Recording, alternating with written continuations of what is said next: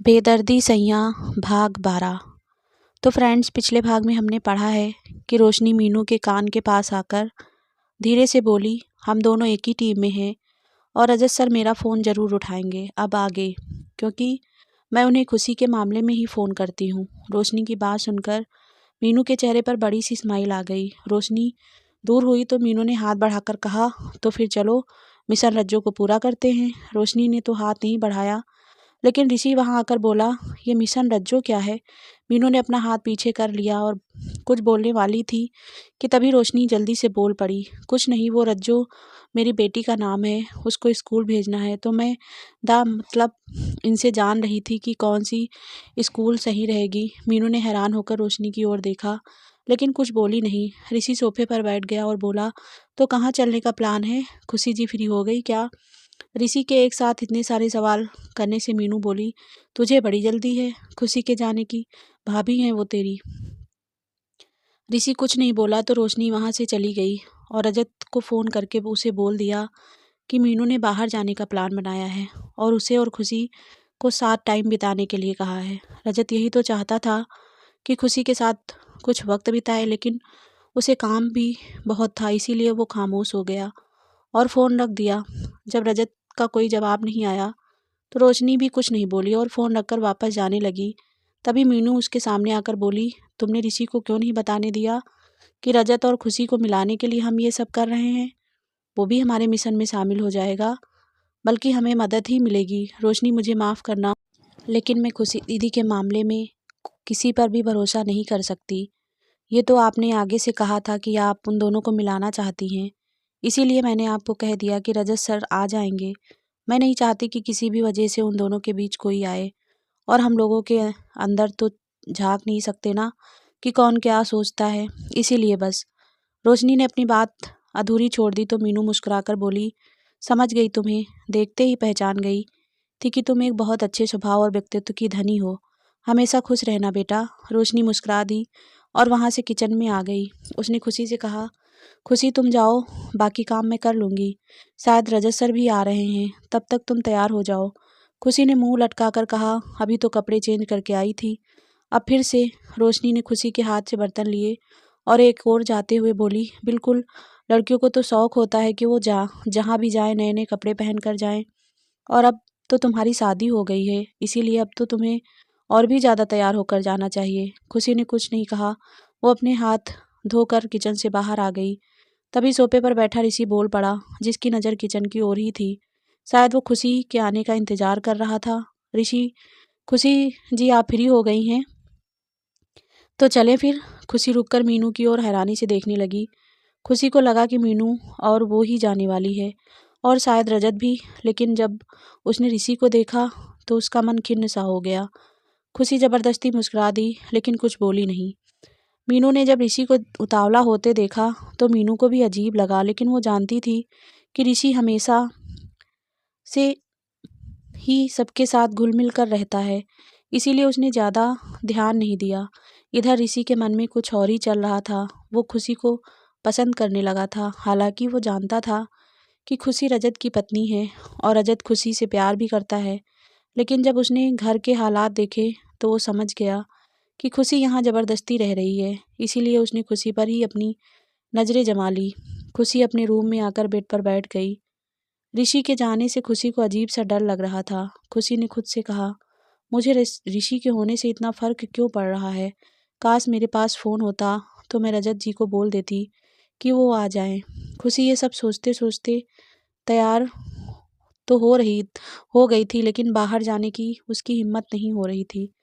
जब से रजत ने खुशी को ऋषि के साथ देखा था, तब से खुशी ऋषि से दूर रहने की कोशिश करने लगी थी, लेकिन ऋषि मौका पाकर उसके पास आने की कोशिश करता था, जिसे खुशी बेखूबी महसूस कर रही थी। वो नहीं चाहती थी कि रजत उसके बारे में गलत सोचे। अभी तो थोड़ा कुछ ठीक हो रहा था, फिर से वो बर्बाद होने नहीं देना चाहती थी।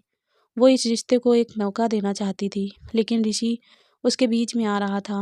वो रजत को साफ शब्दों में कह भी नहीं सकती थी, इसीलिए खुशी थोड़ी परेशानी में थी। खुशी बाहर आई तो मीनू और ऋषि दोनों तैयार खड़े थे। खुशी भी उनके साथ चल पड़ी। ऋषि ने गाड़ी निकाली और खुशी को बैठने के लिए कहा। खुशी मीनू के साथ पीछे की ओर जाने लगी तो ऋषि बोला, अरे खुशी जी, आप आगे बैठिए ना, पीछे क्यों जा रही हैं? खुशी ने मीनू की ओर देखा तो मीनू ने एक पाँव उचकाकर कहा, क्यों भाई, वो मेरे साथ पीछे क्यों नहीं बैठ सकती? ऋषि ने मीनू के कंधे पर हाथ रखकर कहा, ओह कम ऑन यार, अब आप ये फिल्मी ड्रामा शुरू मत कर देना। मीनू ने ऋषि को घूर कर देखा, लेकिन ऋषि ने आगे वाली सीट की ओर का दरवाज़ा खोलकर खुशी को अंदर जाने को इशारा किया। खुशी ने मीनू की ओर देखा तो मीनू ने कंधे उचकाकर कहा, तुम्हारा देवर है, तुम दोनों डिसाइड कर लो। खुशी ने धीरे से कहा, लेकिन मैं आपके साथ। ऋषि खुशी की बात पर पूरा होने से पहले ही खुशी के कंधे पर हाथ रखकर उसे अंदर बैठाते हुए बोला, लेकिन कुछ नहीं, तुम बैठो। खुशी ऋषि के इस व्यवहार से हैरान रह गई, साथ ही उसे गुस्सा भी आया, लेकिन वो सिर्फ इसलिए नहीं बोली क्योंकि कुछ देर पहले मीनू ने कहा था कि तुम्हारा देवर है। खुशी ऋषि के इंटेंशन को समझ रही थी, लेकिन वो बोल भी नहीं सकती थी क्योंकि अगर वो बोलती तो मीनू शायद उसे ही जिम्मेदार ठहरा देती कि ऋषि तो उसका देवर जैसा है, तो उसके बारे में ऐसा कैसे बोल सकती है। खुशी ने मन ही मन कहा, ये इंसान अब हद पार कर रहा है, ऐसे तो कभी रजत जी ने भी नहीं किया मेरे साथ। कहाँ हो तुम रजत?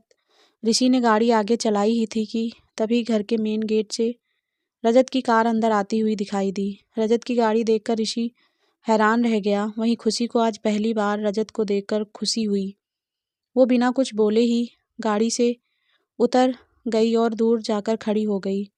रजत ने ऋषि की कार के ठीक सामने कार रोकी और खुशी को देखते हुए उसके पास आकर बोला, खुशी, क्या तुम मेरे साथ मेरी कार में चलना चाहोगी? खुशी ने बिना सोचे समझे हाँ कर दिया और रजत के साथ चल पड़ी। ऋषि रजत के अचानक आ जाने से हैरान के साथ साथ गुस्से में भी था। वो अपना गुस्सा जाहिर कर पाता उससे पहले ही मीनू उठकर आगे वाली सीट पर बैठ गई और बोली, चल ऋषि। ऋषि कुछ नहीं बोला तो मीनू ने मन ही मन कहा, मिशन रजत की खुशी का पहला प्लान सफल हुआ। ऋषि अंदर जल उठा, लेकिन उसने कुछ जाहिर नहीं होने दिया और रजत की कार के पीछे अपनी कार दौड़ा दी। रजत और खुशी के बीच नज़दीकियां आने लगी थी। खुशी भी चाहती थी कि रजत उसे टाइम दे और रजत भी अपना काम और खुशी दोनों को ही संभालने की कोशिश कर रहा था। इसी बीच मीनू भी अब दोनों को एक साथ देखना चाहती थी और उन्हें करीब लाने के लिए उन पर फोकस करने लगी थी। रजत ने अपनी कार को बिल्कुल धीरे कर लिया ताकि ऋषि आगे जा सके, लेकिन जब ऋषि ने देखा तो उसने भी अपनी कार को धीमे कर लिया। तभी मीनू ऋषि के सिर पर चपत लगाकर बोली, अरे बैल बुद्धि, रजत चाहता है कि तू आगे चले और तू है कि उसके पीछे ही लगाए हुए है। ऋषि, लेकिन जाना कहाँ है, ये भी तो पता चले। मीनू, उन दोनों को जहाँ जाना है उनको जाने दे, हमें तो राजश्री के घर चलना है, मेरी सहेली है ना। चल अब। ऋषि, लेकिन ये क्या बात हुई, हम तो खुशी के साथ वक्त बिताने आए थे ना, अब आप बदल गई। मीनू ने मुस्कुराते हुए कहा, तू नहीं समझेगा अभी, जिस दिन तेरी शादी, तेरी जिंदगी में कोई लड़की आएगी, उस दिन बताऊंगी। चल अब। ऋषि ने ना चाहते हुए भी अपनी कार को रजत की कार से आगे कर लिया। तभी रजत ने कार को एक और मोड़ लिया और अब नॉर्मल स्पीड में चलाने लगा। खुशी शांत बैठी थी, वो बाहर देख रही थी। उसके चेहरे पर आज ना कोई परेशानी थी, ना कोई डर, मानो वो अब रजत के साथ ठीक महसूस कर रही हो। अब जब खुशी नहीं बोली तो रजत ने धीरे से कहा, तो कहाँ चलना चाहोगी तुम? खुशी ने एक पल के लिए रजत को देखा और फिर बोली, यहाँ कोई मंदिर है, मुझे मंदिर जाना है। रजत ने मन ही मन कहा, पूछकर भी गलती कर दी मैंने। तो खुशी रजत के चेहरे को देख रही थी और इंतजार कर रही थी कि रजत कुछ बोले। कुछ देर बाद रजत बोला, इस वक्त मंदिर?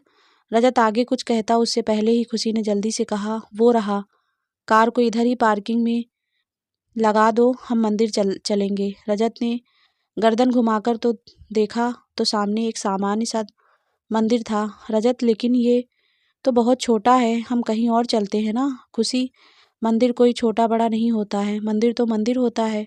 मंदिर में जाने से शांति मिलती है, सुकून का एहसास होता है। रजत ने कहीं गुम होते हुए कहा, अच्छा ऐसा क्या, फिर तो आज मुझे भी चलना चाहिए। खुशी ने रजत को हैरानी से देखते हुए कहा, अब तुम ये तो मत कहना कि तुम कभी मंदिर नहीं गए हो। रजत हल्का सा मुस्कुराकर बोला, मैं नहीं कहूँगा, लेकिन जो तुमने कहा वही सच भी है। खुशी अब और ज़्यादा हैरानी से रजत को देखने लगी। तो रजत ने कार का स्टीयरिंग घुमाते हुए कहा, कभी वक्त ही नहीं मिला। तुम तो जानती हो ना, मैं सोशल मीडिया पर कितना व्यस्त रहता था। उसके अलावा काम में बिजी रहता था। और फिर दादाजी, यही दुनिया थी मेरी। तुमने ही मुझे उस दुनिया से बाहर निकाला है और यहाँ तक लाई हो। रजत ने कार रोक दी तो खुशी हैरानी से बैठी रही।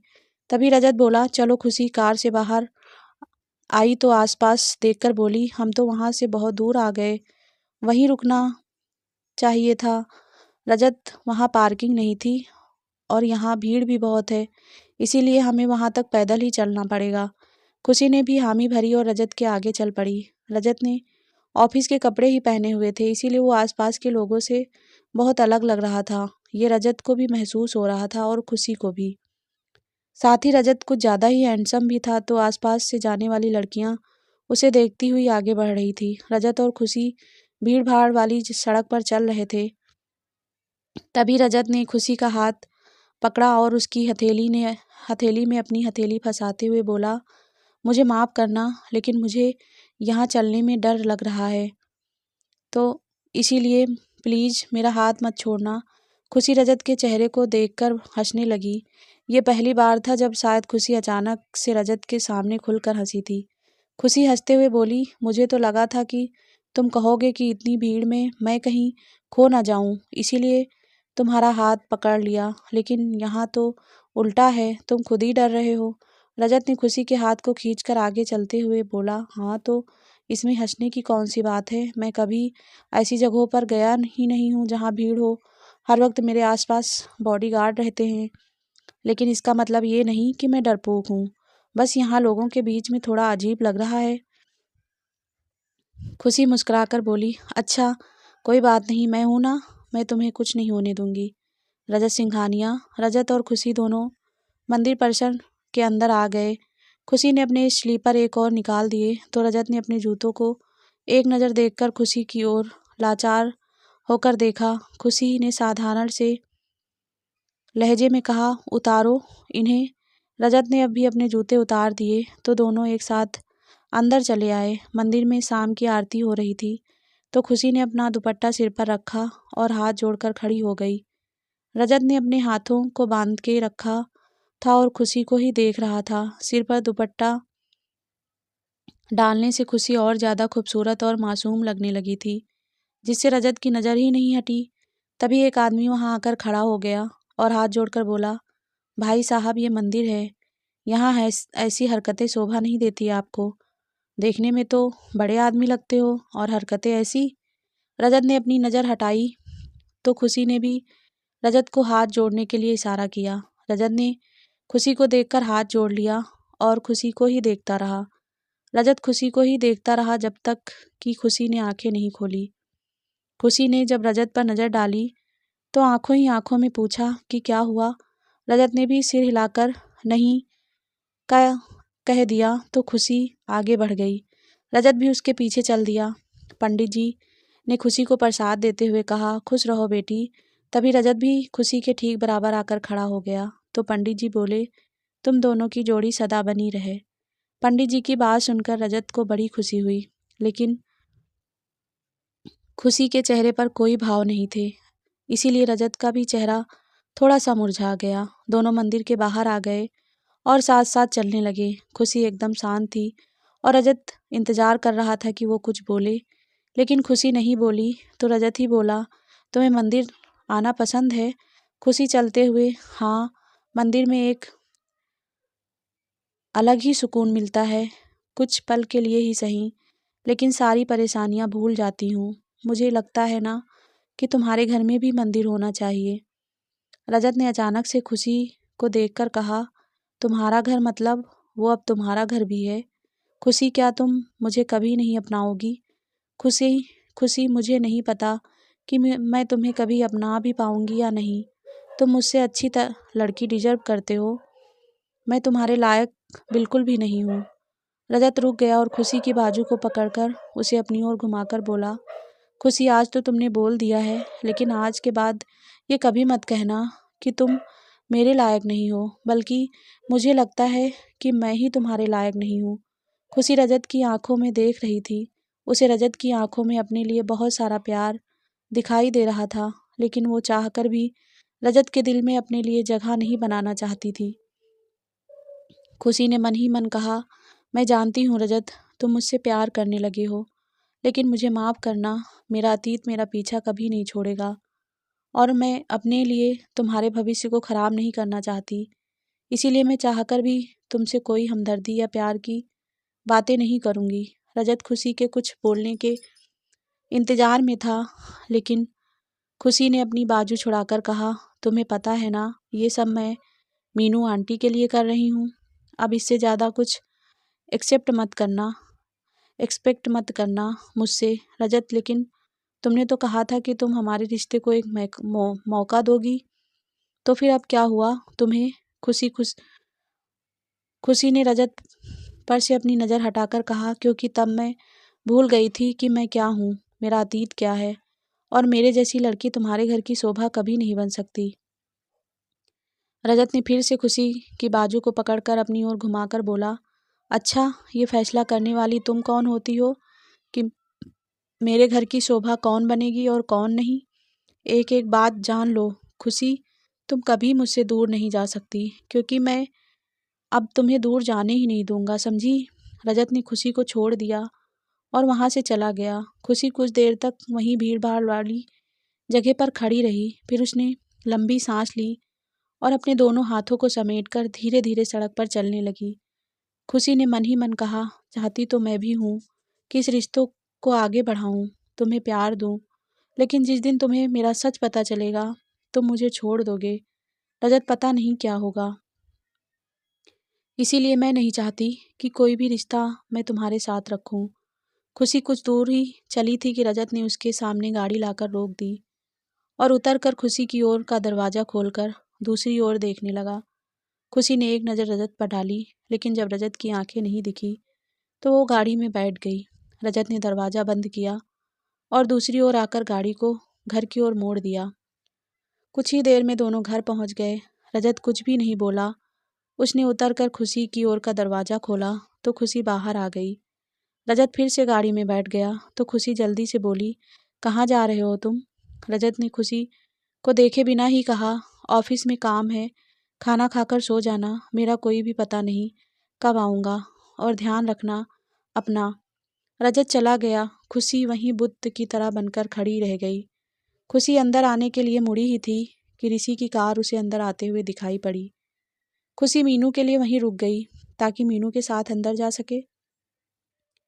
ऋषि ने गाड़ी पार्किंग में लगा दी और खुशी की ओर बढ़ने लगा, लेकिन मीनू खुशी को दिखाई नहीं दी तो खुशी थोड़ा चिंतित सी लगने लगी। जब ऋषि ठीक खुशी के पास आ गया तो खुशी ने धीरे से कहा, मीनू आंटी कहाँ?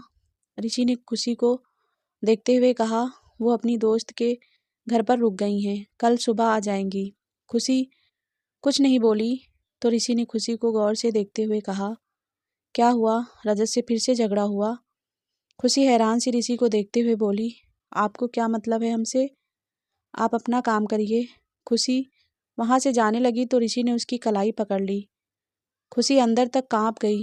वो अब बहुत ज़्यादा डर गई, लेकिन उसने अपने डर को जाहिर किए बिना ही ऋषि की ओर मुड़कर देखा तो ऋषि मुस्कुराकर बोला, मुझे पता है खुशी जी, आप और रजत दोनों एक दूसरे के साथ खुश नहीं हैं, और मुझे ये भी पता है कि रजत ने ज़बरदस्ती आपको यहाँ रखा है। खुशी हैरान सी बोली, आपको ये सब कैसे पता? ऋषि खुशी के ठीक पास आकर बोला, रजत मेरा दोस्त है, उसकी कोई भी बात मुझसे छुपी नहीं है। सब कुछ शेयर जो करता है मुझसे, उसी ने तो बताया है कि कैसे आप दोनों की शादी हुई है, और आप यकीन नहीं करेंगी, लेकिन रजत आपको बहुत जल्दी छोड़ने वाला है। खुशी ने ऋषि से अपनी कलाई छुड़ाकर उसे दूर धकेलते हुए बोली, आप प्लीज़ मेरे इतने पास मत आया करें, मुझे ये हरकतें बिल्कुल भी अच्छी नहीं लगती। ऋषि, ओहो खुशी जी, मुझे तो ये सब रजत ने करने के लिए कहा है। उसने कहा है कि मैं आपके करीब आऊँ, आपसे नज़दीकियाँ बढ़ाकर रिश्ता मजबूत करूँ। खुशी ऋषि की बात को सुने बिना ही जाने लगी तो ऋषि ने खुशी का रास्ता रोकते हुए कहा, अरे मेरी पूरी बात तो सुनिए। खुशी ने अपना सिर झुकाकर कहा, प्लीज़ मुझे जाने दीजिए, मुझे कुछ नहीं सुनना है। लेकिन ऋषि वहाँ से नहीं हटा और बोला, रजत ही चाहता है कि हम दोनों के बीच रिश्ता बने और आप उसे एक वारिस दें, क्योंकि वो खुद तो आपको पसंद करता नहीं है ना। वो तो किसी और को ऋषि आगे कुछ कहता उससे पहले ही खुशी ने उसे धक्का दे दिया और उसे घूर कर बोली, मुझे ना तो आपसे कोई रिश्ता रखना है, ना ही आपके दोस्त से। और आज के बाद अगर इस तरह से मेरा रास्ता रोका तो आपके लिए अच्छा नहीं होगा। आप इस घर के मेहमान हैं, इसीलिए पहली और आखिरी गलती मानकर मैं किसी से कुछ नहीं कहूँगी, समझे आप। खुशी ने अपने आप को मजबूत करके ऋषि को ये सब कह तो दिया था, लेकिन वो अंदर ही अंदर कितना डर रही थी ये वो खुद ही जानती थी। खुशी अपने कमरे की ओर चली गई। ऋषि मुस्कुराकर खुशी को जाते हुए देखने लगा और फ़ोन निकालकर रजत का नंबर डायल कर दिया। कुछ ही देर में रजत ने फ़ोन उठाया तो ऋषि ने अपनी आवाज़ की टोन बदली और बोला, रजत, मीनू बुआ अपनी दोस्त के घर रुक गई हैं। रजत कुछ नहीं बोला तो ऋषि आगे बोला, वैसे यार तूने बड़ी ओपन माइंडेड लड़की से शादी की है, मतलब बहुत मिलनसार लड़की है। खुशी जी तो रजत को कुछ समझ नहीं आया तो बोला, क्या कहना चाह रहे हो, साफ साफ बोलो ना। ऋषि, अरे मेरा मतलब है खुशी जी अभी बहुत सारी बातें करके गई हैं मुझसे, मुझे तो लगा ही नहीं था कि वो इतनी बोलती भी हैं। रजत मुस्कुराकर बोला, जागते हुए सपने देख रहा है क्या। खुशी ने कभी मुझसे खुलकर बात नहीं की और तू कह रहा है बहुत सारी बात करके गई हैं। ऋषि, अब तुझे विश्वास नहीं है तो मत कर, वैसे तू घर कब तक आ रहा है। रजत कुछ देर बाद बोला, अभी कुछ नहीं कह सकता, बहुत सारा काम है। ऋषि ने फ़ोन रख दिया तो रजत खुद से ही बोला, क्या ये सच बोल रहा था, लेकिन ये झूठ क्यों बोलेगा। लेकिन खुशी को तो मैं जानता हूँ, वो ऐसे तो कभी नहीं करेगी। नहीं, शायद मैं खुशी को ठीक से जान नहीं पाया हूँ, पर जैसा भी है खुशी बस खुश रहनी चाहिए। रजत ये सब सोचकर अपने काम में लग गया और काम करते करते वहीं सो गया। अगले दिन सुबह रजत की आंख खुली तो उसने अपने सामने खुशी को पाया, जो बहुत ज़्यादा गुस्से में दिखाई पड़ रही थी। रजत और खुशी के बीच ना जाने कितनी ही परेशानियां और गलतफहमियां थीं, जो ख़त्म होने का नाम ही नहीं ले रही थी। साथ ही बिना किसी वजह के लोग उन दोनों के दुश्मन बनते चले जा रहे थे, जो उन्हें एक दूसरे से दूर करने पर तुले थे। पहले नीलम और रीमा और अब ऋषि। नीलम अभी शांत बैठी थी, वो शांत बैठकर ना जाने कौन सा तूफान खड़ा करने वाली थी। वहीं ऋषि तो खुले में ही खुशी को रजत से दूर करने की कोशिश कर रहा था। खुशी जब भी रजत पर भरोसा करने की कोशिश करती, कोई ना कोई उसे कुछ ऐसा बोल देता था जिससे उसे रजत पर भरोसा करना मुश्किल सा लगने लगता था। पहले रीमा ने खुशी को कहा था कि रजत ने उसके साथ गलत किया, लेकिन खुशी ने रीमा की बात पर भरोसा न करके रजत पर भरोसा करने की कोशिश करी और अब ऋषि खुशी को ये सब बोल गया था। इसीलिए खुशी का भरोसा एक बार फिर से डगमगाने लगा था। इसीलिए वो सुबह पहले ही रजत के ऑफिस चली गई। रजत जैसे ही उठा, अपने सामने खुशी को देखकर वो चौंक गया, लेकिन तभी उसके चेहरे पर एक हल्की सी मुस्कान आ गई। रजत खुशी की ओर देखते हुए बोला, क्या यार, काश तुम सच में यहाँ होती। मुझे पता है आज फिर मैं सपना देख रहा हूँ। खुशी गुस्से में रजत को घूरते हुए बोली, तुम हमेशा मजाक के मूड में ही रहते हो ना मिस्टर रजत सिंघानिया। जब खुशी ने कुछ कहा तो रजत सीरियस होकर बोला, खुशी, तुम सच में यहाँ हो क्या, क्या बात है। रजत ये बोलते बोलते खुशी के पास पहुंचा और उसके कंधे पर हाथ रखकर नरम लहजे में बोला था, रजत, कल रात की बातें भूलकर आगे बढ़ा था। खुशी को देखते ही उसकी सारी नाराज़गी और थकान दूर हो गई थी, लेकिन खुशी के दिल में रजत के लिए अब कुछ भी नहीं बचा था। उसने रजत के हाथ को झटक दिया और उसे दूर धकेलकर बोली, तुम अपनी हरकतों से कभी बाज नहीं आओगे ना। मैं कोशिश करती हूँ तुम्हें समझने की, तुम्हारे साथ चलने की, लेकिन तुम्हारी तो सोच ही इतनी घटिया है कि मैं तो उस हद तक सोच भी नहीं सकती। रजत ने खुशी को समझाने के लहजे से कहा, खुशी ये तुम क्या कह रही हो, मुझे कुछ समझ नहीं आ रहा। खुशी जो साइलेंट से वायलेंट हो चुकी थी, उसने रजत को घृणा की नज़र से देखते हुए कहा, मिस्टर रजत सिंघानिया, तुम कभी भी मेरे दिल में जगह नहीं बना सकते। तुम एक गिरे हुए इंसान हो जिसके लिए कोई रिश्ता, कोई इंसान मायने नहीं रखता। लड़कियां तो तुम्हारे लिए एक तरह से मजाक हैं, एक खिलौना है जिससे जब मन भर जाता है तुम उसे फेंक देते हो। रजत के ऑफिस में उसके एम्प्लॉयज़ आ चुके थे और खुशी की आवाज़ बाहर तक जा रही थी। आज से पहले ऐसा कभी नहीं हुआ था कि रजत के कैबिन से रजत के अलावा किसी की आवाज़ भी आई हो, लेकिन आज जब किसी लड़की की आवाज़ सुनाई पड़ रही थी तो सब लोग के कान उधर ही थे और रजत के लिए ऐसे शब्द सुनकर सब लोगों के दिलों की धड़कनें बढ़ रही थी कि जिस लड़की की आवाज़ आ रही है अब उसका क्या हाल होने वाला है। ये सोचकर ही सब अंदर ही अंदर कांप रहे थे।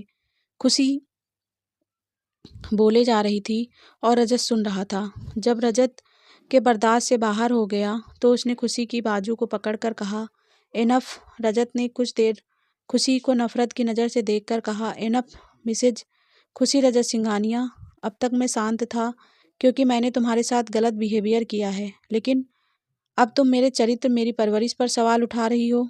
तो दोस्तों, ये पार्ट यहीं समाप्त होता है और नेक्स्ट पार्ट जल्दी हमारे चैनल पर अपलोड होगा। ये वीडियो थोड़ा सा लेट हमारे चैनल पर अपलोड हो रहा है क्योंकि एडिट करने में थोड़ा सा लेट हो गया था दोस्तों।